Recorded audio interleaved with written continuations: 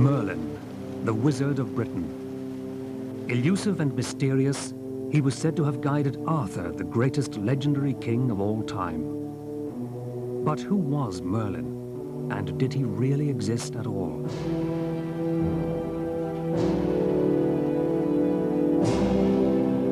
Legend offers 3 Merlins in life, and many mysteries surrounding his death. But perhaps that's just what Merlin would have wanted. The traditional tale of Merlin begins in the 5th century. Under siege, the British High King fled to the Welsh mountains to build a fortress.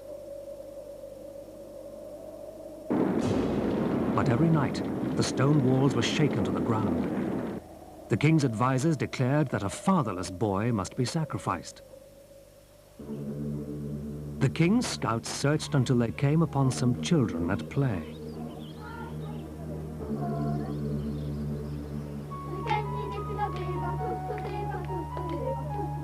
But one child was shunned by the rest, because they said he had no father. His mother confirmed that a strange demonic spirit had possessed her in the night.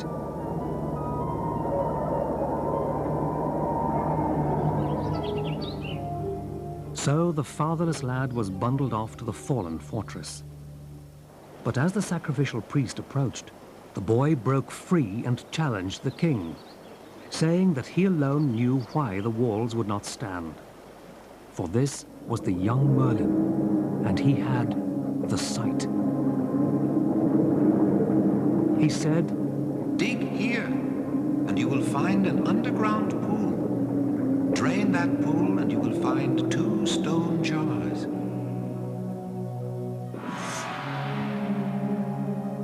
The High King ordered his men to dig, and soon, as Merlin predicted, they found a pool and 2 jars. Suddenly, the jars cracked open, and out flew 2 dragons, one red and one white. They rose into the air, breathing fire, grappling with each other, and racing back and forth across the sky. At last, the mighty red dragon chased the white dragon over the horizon and out of view.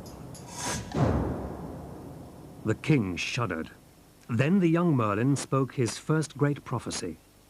"The red dragon is the people of Britain. They will be chased by the white dragon, the invaders, until a great king appears who will unite the British and bring peace to this troubled land." From that moment, Merlin knew it was his mission to bring about the rise of this king. In the years that followed, Merlin rapidly grew into his full powers. Legend has it that during this time, he was called upon to build a great monument commemorating a massacre of British chiefs. It is said he used his magical horn and other occult arts to transport huge stones across the sea from a rock monument in Ireland.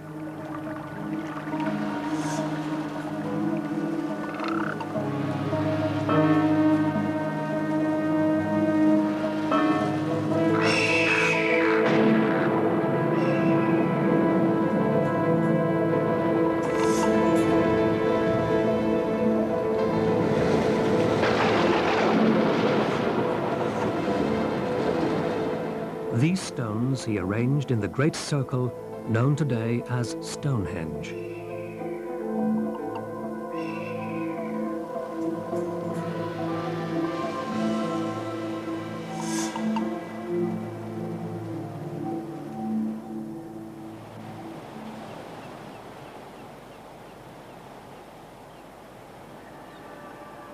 Later, a besotted British king asked Merlin to cast a spell so that he could lie with another man's wife.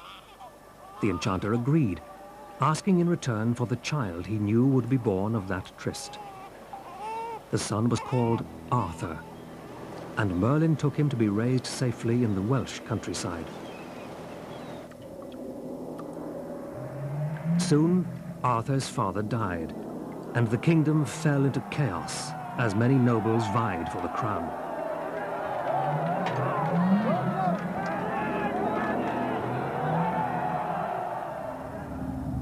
So Merlin devised a test. Magically ramming a sword into a great stone, he decreed that only the man destined to be king could draw it out again. Many knights tried, but none succeeded. Then, when Arthur was 15, Merlin knew it was time for his true identity to be revealed. The young Arthur easily drew the sword from the stone and was proclaimed king.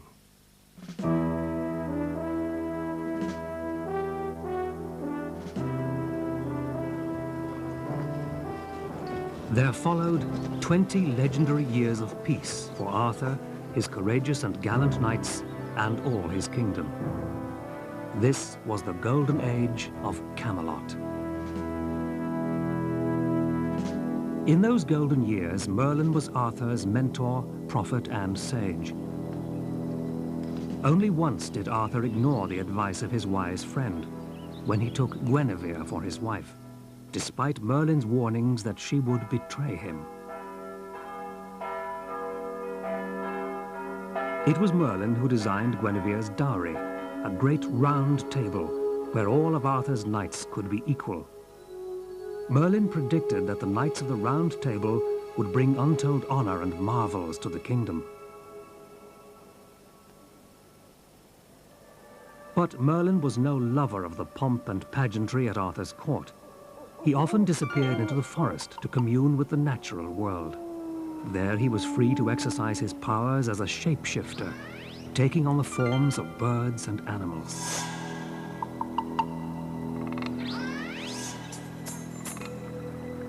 As for Merlin's end, it is as mysterious as his birth.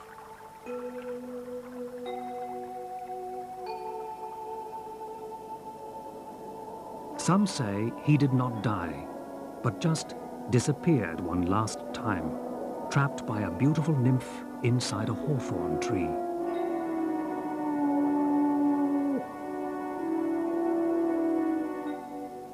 That is the legend. And for centuries, the spectre of Merlin has haunted Britain. But was there ever a real wizard of the British Isles?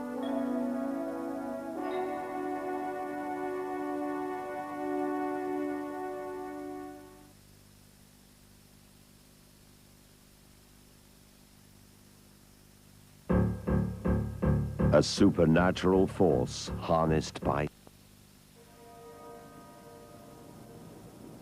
Our search for the real Merlin begins in the 12th century, when Geoffrey of Monmouth wrote his History of the Kings of Britain. In it, we first hear of Merlin as mentor and prophet to King Arthur. About Merlin, Geoffrey wrote, "All were amazed at his knowledge and knew there was something supernatural about him. There was no one else in the kingdom with greater skill in foretelling the future." Though Geoffrey claimed to be writing history, much of his book was based on legends passed on by storytellers, or was his own invention. But the legends often contained a kernel of truth. So, was there ever a real Merlin? Certainly, places mentioned by Geoffrey of Monmouth do exist, and are even named after Merlin. Caerphilly, Welsh for the city of Merlin, is the town in South Wales where the fatherless boy Merlin of legend was supposedly found by the king's scouts.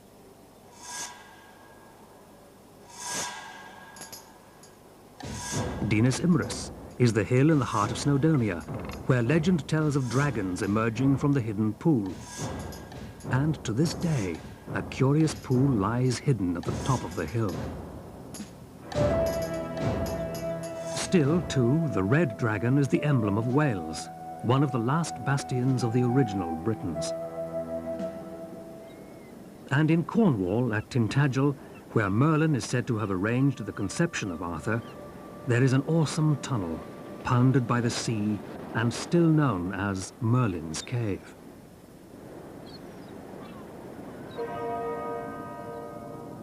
"14 years after producing the History of the Kings of Britain, Geoffrey of Monmouth wrote a second book, The Life of Merlin. Here, Merlin emerges in a different light. Here, perhaps, is the real historical Merlin.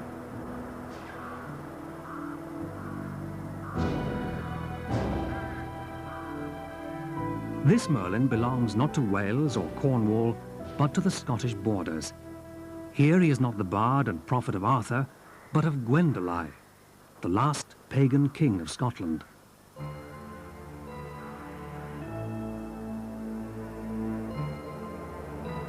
In a fierce and bloody battle, Gwendolen fought with one of the first Christian kings. This was the Battle of Arderith. It took place in 573 AD on the Scottish border. It was a turning point in British history, for the pagan army was routed. Gwendolen and Merlin's 3 brothers were slain. It was the end of the pagan way of life.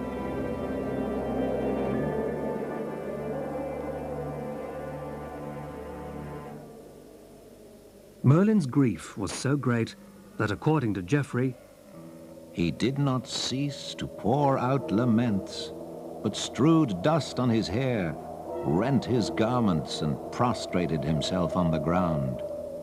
Then he departed secretly to the woods, where he lived on roots, grasses, and fruits of the thicket. Hidden like a wild animal, he remained, forgetful of himself and his kindred.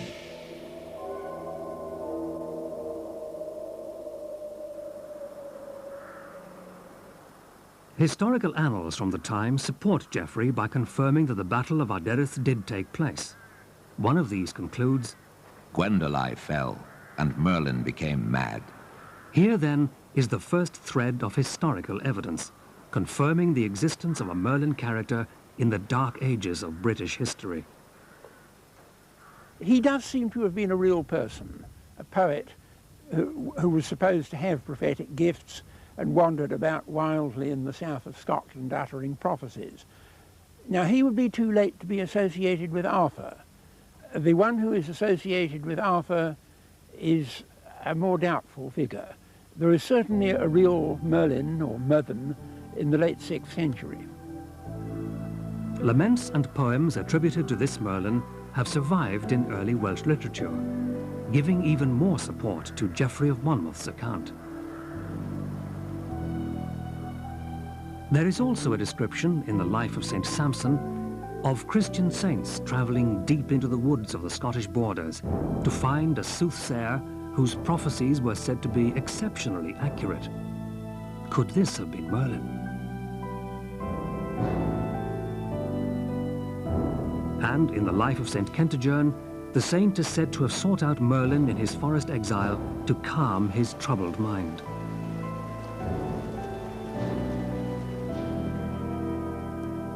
So, from 3 different sources, and from the poet's own writings, we get a consistent picture of a Merlin driven mad by grief, living in the forest, prophesying and communing with animals, lamenting the downfall of the pagan way of life.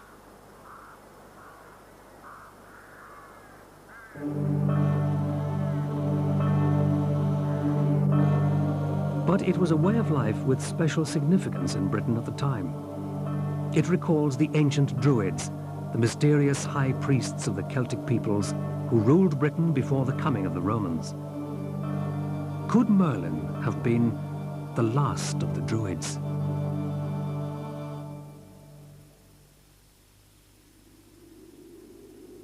The historical Merlin seems at one point to have been living like a Druid. The Druids were the powerful, mysterious priests of the Celtic peoples, who had lived in Britain for hundreds of years before the Roman invasion of 43 AD. They literally contained the knowledge of the people, because their training was done entirely orally, nothing was ever written, and it entailed an enormous amount of memory work. And so each Druid, by the end of his training, was literally a walking library of all the mythology, the knowledge, the history of the Celtic people.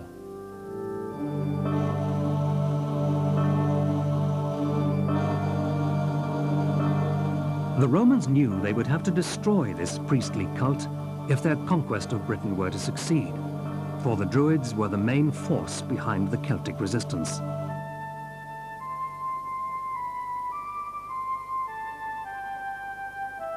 The Romans did, in fact, almost wipe out the Druids. Their loss of life was bad enough, but the destruction of their sacred groves of ancient oak trees was far worse. Druids believed each rock and tree had a living spirit. Priests were thought to know the languages of the animals and have the power to command them. Wolves, deer, ravens, and swans had a sacred significance to the Druids.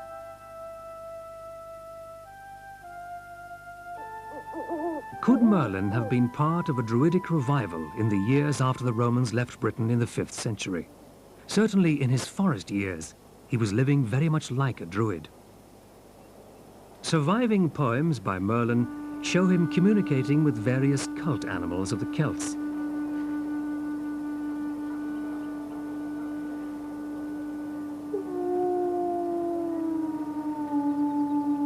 In one poem, he laments his plight to a tame wolf. And in one of Geoffrey's stories, Merlin rides on a stag with deer gathered round, like the Druidic shaman Cernunnos, lord of the beasts.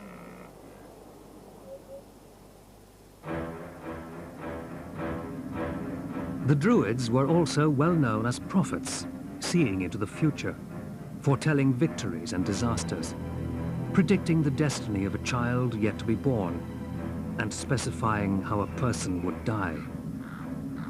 All the stories of Merlin describe him as a prophet too. His most famous prophecy was of Arthur's destiny. In the same proclamation, written down by Geoffrey of Monmouth, Merlin went on to say, "Men will get drunk on wine and forget heaven in favor of earth. The stars will turn away. Crops will wither and water will disappear from the earth.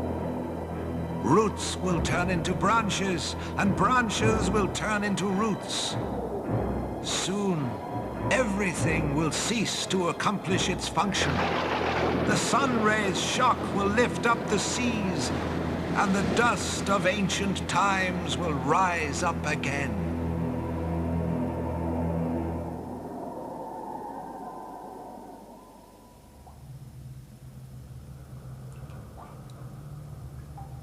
So the Merlin of the 6th century, who after the death of his lord retreated to the wild forest, communed with birds and beasts, and who spoke inspired prophecy, this Merlin was living very much like a Druid. In many ways, it's quite clear, I think, that he was originally a Druid. And one of the fascinating things about the legend as it's come down to us through Geoffrey and the Welsh poetry is that they clearly were quite unconscious of what they were describing and described many archaic practices without knowing their meaning, which of course is a strong confirmation that they're authentic. Later writers could not have invented realistic descriptions of Druidic practices. They must have been reporting accounts handed down over centuries. And yet, Merlin had been high priest to Gwendolai, before reverting to a Druid's life in the forest. Here are found even more mystical insights into the Wizard of Britain.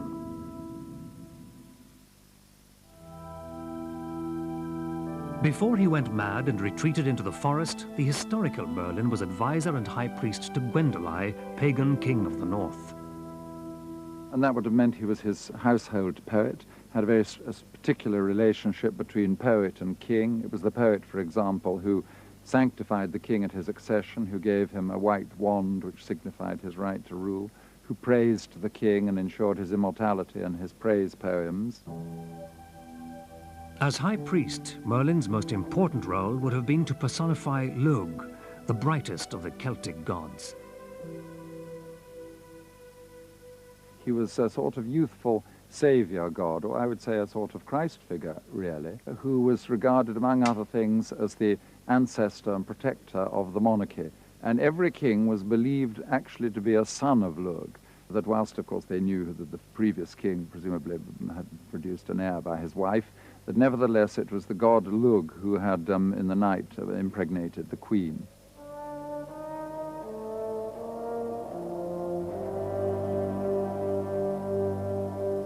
According to early Welsh and Irish literature, at the inauguration of a new king, the high priest represented the spirit of Lugh, and conducted age-old rituals to sanctify the new monarch. Probably the ceremony took place at a sacred stone circle, like this one at Avebury in England, symbolically wedding the king to the land and ensuring the future well-being of the kingdom.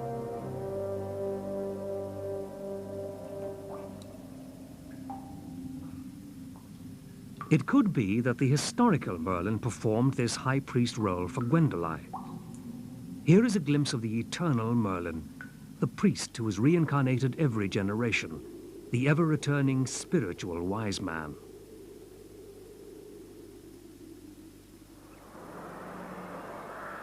This same Merlin, after the death of his lord, went mad with grief and retreated to the forest where he lived like a druidic shaman, at one with the dark, wild, ancient world of unbridled nature.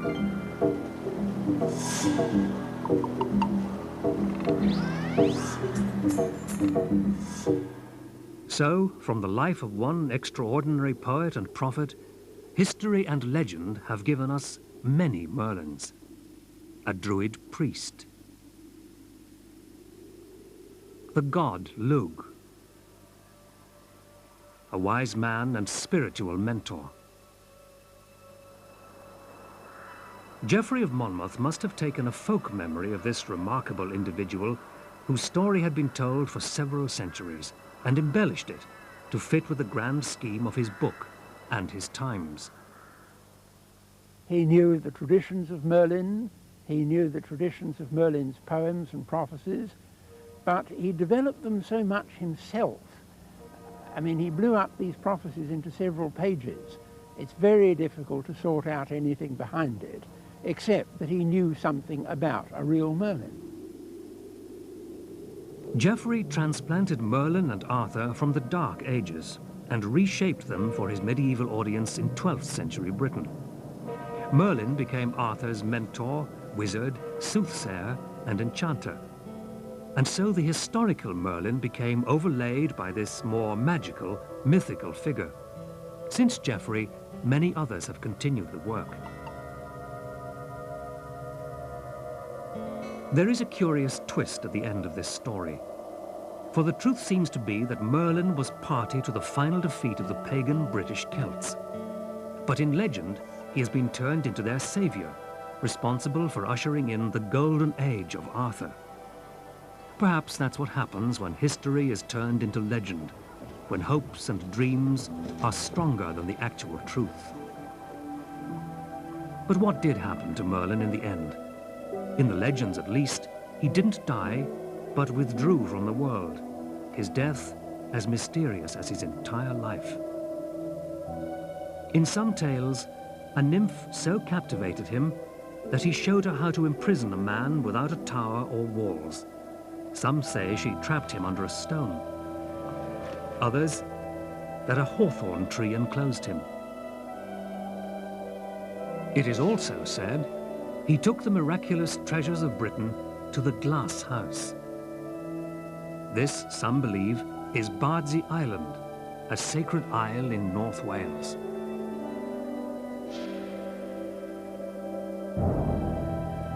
Others say the House of Glass is Glastonbury in Somerset.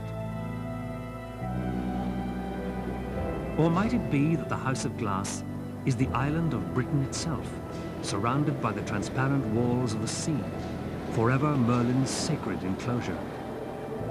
For remember that the first name this island bore before it was taken or settled was Clas Myrddin, Merlin's precinct. Could this mean that the spirit of Merlin lives on and can still be sensed in the wild, natural places of the British Isles?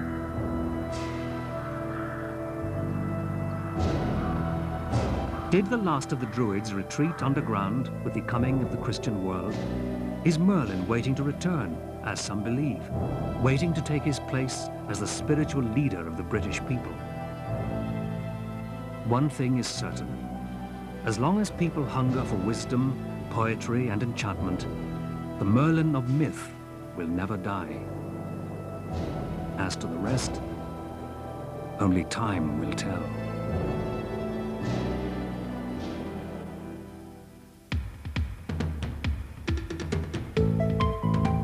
To Tomorrow at the same time, America's Century uncovers the riots, protest and anger that reigned as the Vietnam War raged on and looks at how rights activists became increasingly strident.